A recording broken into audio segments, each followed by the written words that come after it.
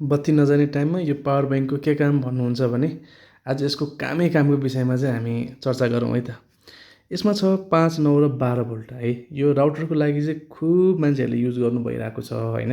र राउटर बाहेक पनि यसको युज हुन्छ भन्ने कुरा चाहिँ उहाँहरूलाई म आज यो जानकारी गराउँछु है त। यो देख्नुहुन्छ यो सिसिटिभी है।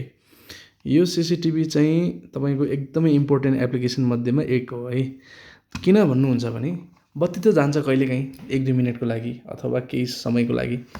बत्ती जाँदाखेरि सिसिटिभी जस्तो चिज तपाईँले इन्टरप्ट भयो भने त्यो 2-3 मिनटमा त जे पनि हुनसक्छ नि त होइन। सो त्यसको लागि हेर्नुहोस् त यो 10,400 mAh को यो जुन ब्याकअप छ यसले तपाईँलाई केही नभए पनि 6-7 घन्टा चाहिँ यसले दिन्छ है। अब यहाँ क्लेम गरेको चाहिँ 12 घन्टा भनेर दिएको छ, बट हामी आफैले युज गरेर हेर्दाखेरि चाहिँ यो करिब 8 घन्टा राउटरको लागि युज मजाले भएको छ भने अब अरू त्यस्तै एप्लिकेसनहरू चाहिँ तपाईँहरूले हेर्नु होला 6-7 घन्टा चाहिँ आरामले यसले ब्याकअप दिनुपर्छ है।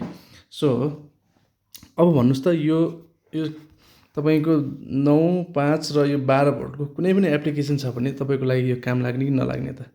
र यो तपाईँ त्यतिको लागि मात्र नभइकन यसलाई तपाईँले बाहिर जाँदाखेरि कहीँ घुम्न जानु भएको छ भने एज अ पावर ब्याङ्क पनि युज गर्न मिल्यो र यसको कस्ट पनि धेरै पर्दैन। तपाईँहरूको लागि यो इम्पोर्टेन्ट छ भने कल गर्न सक्नुहुन्छ अथवा अर्डर गर्नको लागि मेसेज पनि गर्न सक्नुहुन्छ है त।